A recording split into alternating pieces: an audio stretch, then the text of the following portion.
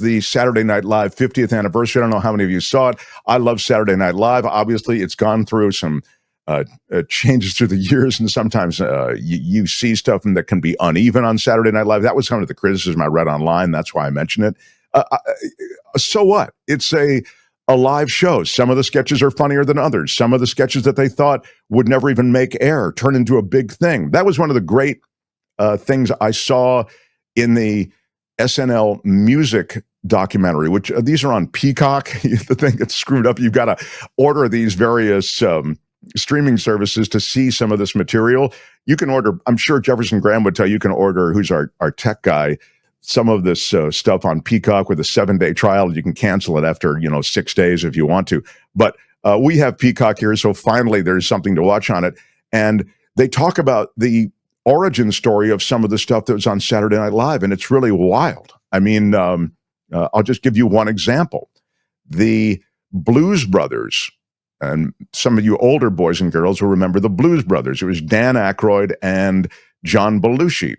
And they loved the blues, but they couldn't figure out any way to get it into the show. So they came up with this bit with the two of them, and they do it for Lorne Michaels, the executive producer. And Lorne Michaels says, I don't like it. I mean, it's okay, but it doesn't make me laugh. And it's just kind of stupid. And so they shelf it. And both of them resolved that if Lorne Michaels doesn't like it, it is done. Like, we'll have to find another venue to do it. And maybe, we can perform it in some other place. So the following Wednesday, and the show, of course, is Saturday night. The following Wednesday, they're 3 minutes short. And Dan Aykroyd and Belushi say, Lorne, we've still got the Blues Brothers. Will you let us do that at the end of the show?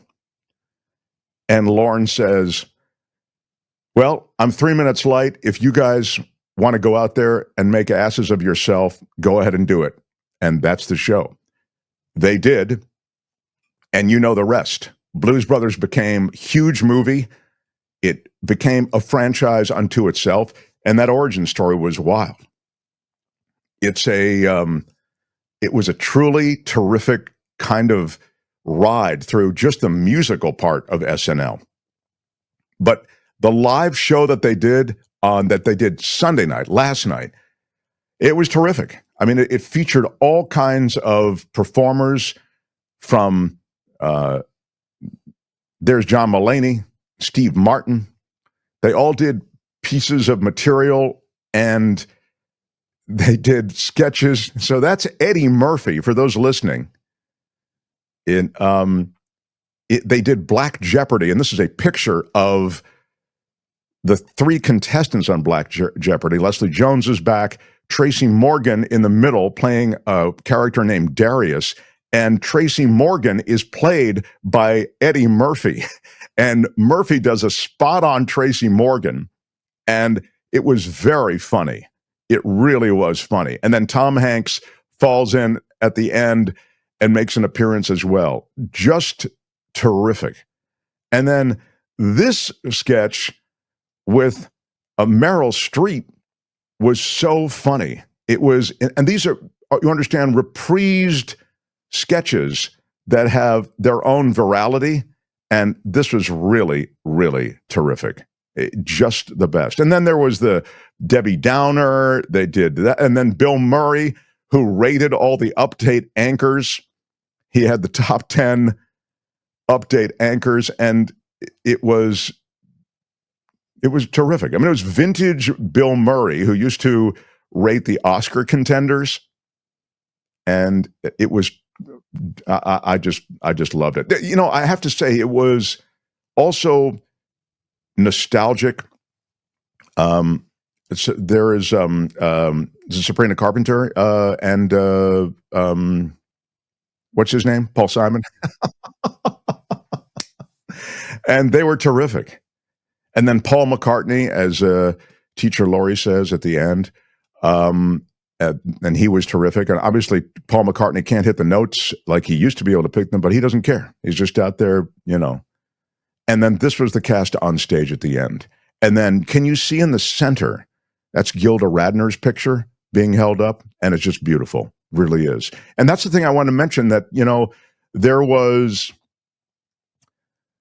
some aspect of melancholia, you know, there was an aspect of sadness, because it just, I grew up with Saturday Night Live, and many of you did too. Excuse me. And so it's become so much a part of the culture and so much a part of our lives. As our lives evolved, we saw this show evolve. And I guess all I'm trying to say is it became a cultural touchstone, in a way, a comedic touchstone and cultural touchstone. And then to see a look back, all that nostalgia stuff just lands so beautifully with me. I'm sure that's because I'm, you know, I'm old. But I would also say that it's also because it's in the DNA of all of us, I think. Culturally, I'm talking about.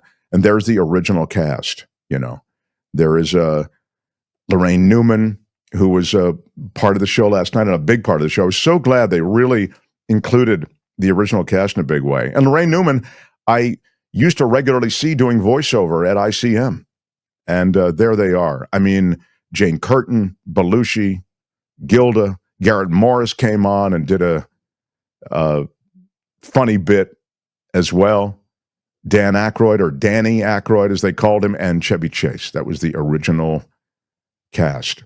So, and even just seeing the title cards, the way they originally did them years ago, it resonated, you know. I really found it powerful. As I say, that might be because of, you know who turned me on to Saturday Night Live?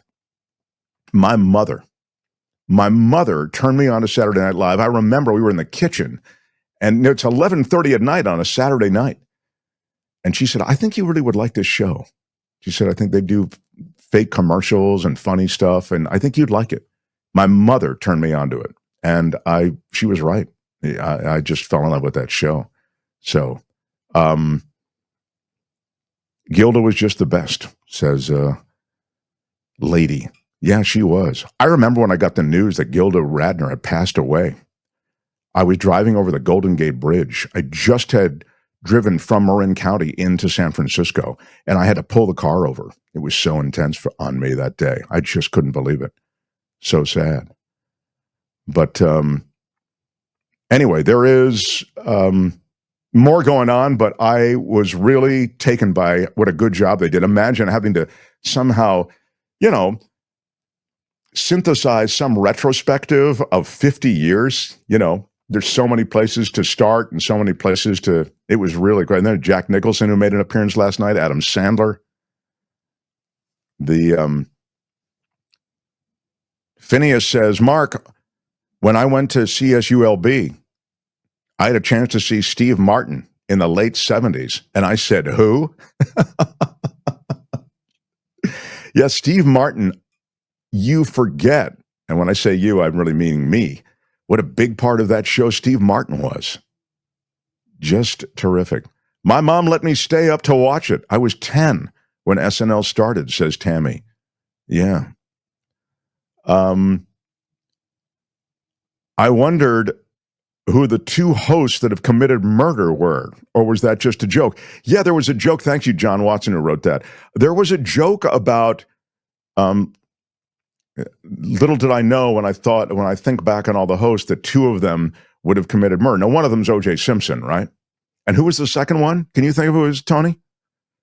I have no clue. I was Googling as fast as I could right now. Google it, because I do think, I thought I had the answer last night when I was on the couch, but now I forget what I thought. Google it. I don't know. No, Phil Hartman, but Phil Hartman died at the hands of his wife. He didn't, Aaron Hernandez, no, it wasn't that. Robert Blake, that's exactly it. Thank you. Blake. And I thought of that last night, and I just couldn't think of it today. De Hagvold, Robert Blake, and O.J. Simpson. That's exactly right. Yeah, that was just funny. Funny. Hi, it's Mark, and I thought that was great.